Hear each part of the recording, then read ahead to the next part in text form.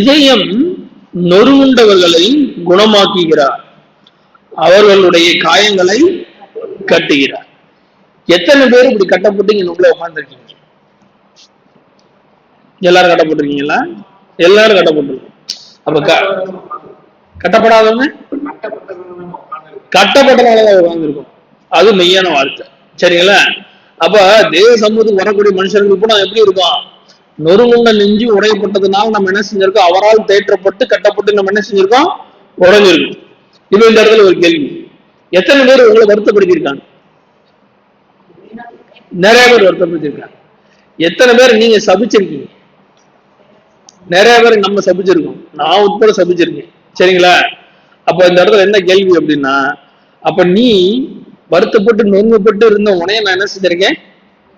தேத்திருக்கேன். உனைய நான் சமாதானத்துக்குள்ள வழி நடத்திருக்கேன். அப்ப என்னால வாழ்ந்துகிட்டு இருக்க நீ இன்னொருத்தனை சபிக்கலாமா? ஆண்டவருடைய கேள்வி. அடுத்த கேள்வி என்னது? என்னால வாழ்ந்துகிட்டு இருக்க நீ இன்னொருத்தனை சபிக்க முடியுமா? முடியுமான கண்டிப்பான முறையில கிறிஸ்தவர்களால் என்ன செய்ய முடியாது? அடுத்தவங்கள சபிக்கவே முடியாது. நீ நாசமா போயிருவ, நீ விளங்காம போயிருவ, நீ உருப்படாம போயிருவ இப்படின்னு உங்களால என்ன செய்ய முடியாது? சொல்லக்கூடாது. சொன்னீங்க அப்படின்னா தேவனுடைய ஆவியை விட்டு நீங்க என்ன செஞ்சிருவீங்க? விலகி போயிருவீங்க. ஏன்னா நம்மளுடைய தேவன் ஒவ்வொருத்தரையும் கட்டுகிற தேவனாக அவர் இருக்கிறார். அப்படி இருக்கும்போது தேவனுடைய பிள்ளைகள் அடுத்தவங்களை உங்களுக்கு பிடிக்கலன்னு என்ன செஞ்சிருங்க? அவங்கள விட்டு விலகி போயிருங்க. சோ அவங்கள என்ன செய்யாதீங்க? சாபத்துக்குள்ள என்ன செய்யாதீங்க? உட்படுத்தாதீங்க.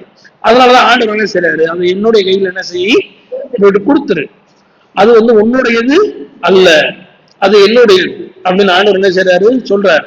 அதை நீங்க ஒருத்தவங்களை பழிவாங்கணும்ன்ற நம்ம எண்ணம் நம்மளுக்குள்ள வரும்போது நம்ம என்ன ஆயிடுவோம் அப்படின்னா, தேவ சமூகத்தை விட்டு நம்ம என்ன செஞ்சிருவோம்? தூரமா போயிடுவோம். அவருக்கு அருவருப்பான ஒரு மனிதர்களா நம்ம என்ன செஞ்சிருவோம்? ஆயிரும். சரிங்களா? அதனால நொறுங்குண்டவர்கள் யாருடையவர்கள்?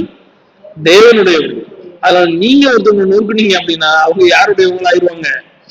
தேவனுடையவங்களா ஆயிடுவாங்க. சோ அதை புரிஞ்சுக்கிங்க. சரிங்களா?